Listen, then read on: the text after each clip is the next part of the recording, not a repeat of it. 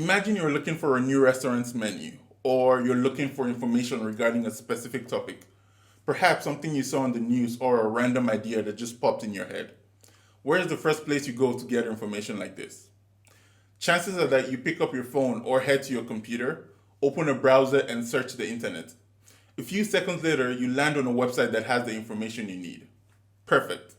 However, have you ever thought about what happens behind the scenes and how you're even able to get to that website?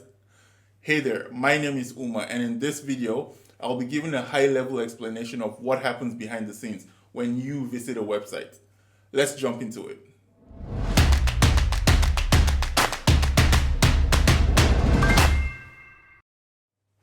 Before we understand what happens behind the scenes when we visit a website, we need to talk a little bit about how websites work. In the barest form, a website is simply a file like a Word document or a PDF. The main difference is this file ends with a .html extension. The file also has a specific structure that is universal, so all browsers like Chrome, Edge, and Firefox can interpret the content. You can then add CSS and JavaScript to make things look a little bit pretty and add some functionality. All the HTML, JavaScript, and CSS files are put in a folder and stored in a computer somewhere. We often refer to this computer as the server. When you visit a website, your computer is basically communicating with the server that has the files for the website and displaying its contents to you. Every computer has an IP address that it uses to communicate with other computers on the internet.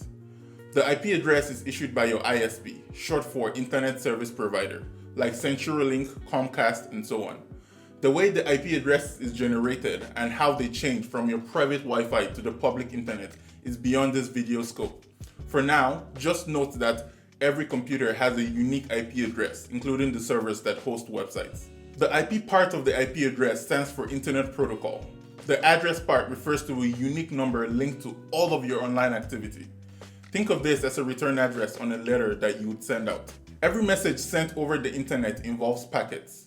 The websites you visit come to your computer as a series of packets, which in this context are small chunks of information that you are requesting.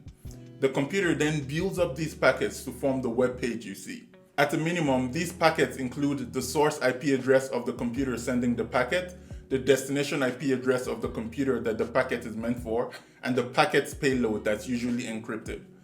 It also has the Internet Protocol, the size of the header, the payload size, specific flag, and so much more. Ideally, if you know the IP address of the computer and the port, you can directly connect to the computer over the internet, assuming that the computer has been set up to allow connections. Visiting a website is your computer simply establishing a connection with the server where the website files are hosted. Clicking a button to go to a new page merely means making a request to the server using the established connection.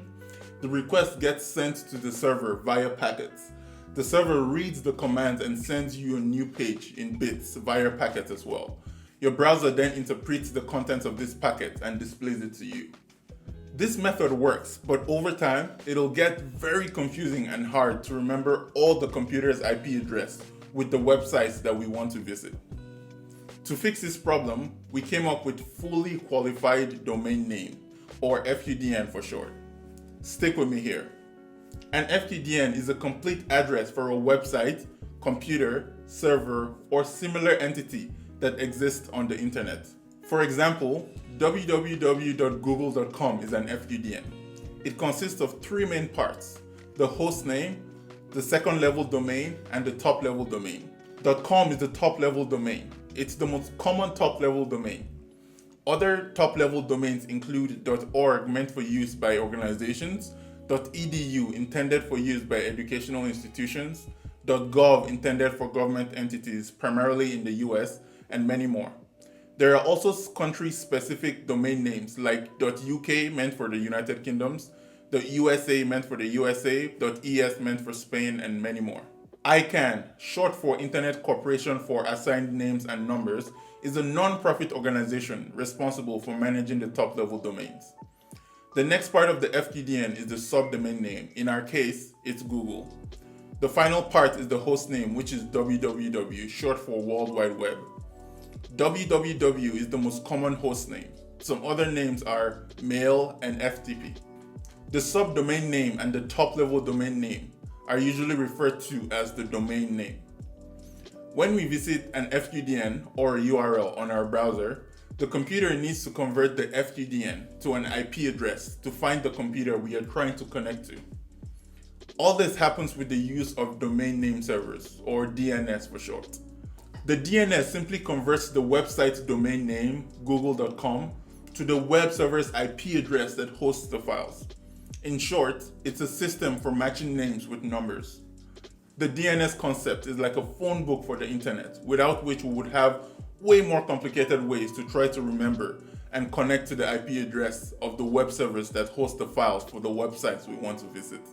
The DNS directory that matches names to numbers isn't located all in one place in some dark corner of the internet. With more than 332 million domain names listed at the end of 2017, a single directory would be really extensive. Like the internet itself, the directory is distributed all around the world, stored on domain name servers, DNS for short, that all communicate with each other on a regular basis to provide updates and redundancies. Now, each domain can correspond to more than one IP address. Some sites, like google.com, have hundreds of IP addresses that correspond to one single domain name. For example, the server that your computer communicates to for google.com is likely different from the server that someone in another country would communicate with when typing the same address into their browser. Another reason for the distributed nature of the directory is to cut down on the amount of time it would take for you to get a response. It would take a tremendous amount of time for you to access a site that had only one directory location, shared amongst millions, probably billions of people, who were also looking for the same information at the same time. That would be one long line to use a phone book. So, if you want to register a domain name for yourself or for your business, like I did with umaabu.com or umacodes.com, you can use one of the many registrars out there. Google Domains, GoDaddy, Squarespace are some of the popular ones. Depending on the top level domain name that you want to register, the registrar you are using checks with the domain registry to see if that name is available. If the registrars are the retailers, you can think of the registries like the wholesalers. For example, VeriSign is the name registry for all .com domains. ICANN controls unique domains like .edu and .gov. After checking and seeing that umaabu.com is available, they mark it as taken so no one else can register it. The final step is to tell the rest of the internet that umaabu.com points to a specific web server. This can be done on the registrar site as well. You add the IP address of the server to the DNS configuration of the domain. It then gets updated at the registry level. Okay, the final process of finding a website looks like this. You type the website name umaabu.com into your browser, and the browser reads the URL from right to left, starting with .com. Your ISP, Internet Service Provider, tells your computer which domain name server to ping first. It will eventually end up at VeriSign registry to check for the IP address that umaabu.com points to. The registry returns the IP address of the server. Your computer then sends a request to the server with this IP address in packets. The process may involve pinging several DNS servers to determine the one that has the mapping for umaabu.com. It happens really fast, sometimes in less than a second. The returned IP address is cached so the browser doesn't have to go find it again. Now, everything I just mentioned is an oversimplified version of what happens in the background. In reality, some complicated steps and processes occur. Next time you visit that website, you have a rough idea of what happens in the background when the website is loading. That's it for this one. Thanks for watching and see you next time. Until then, stay curious.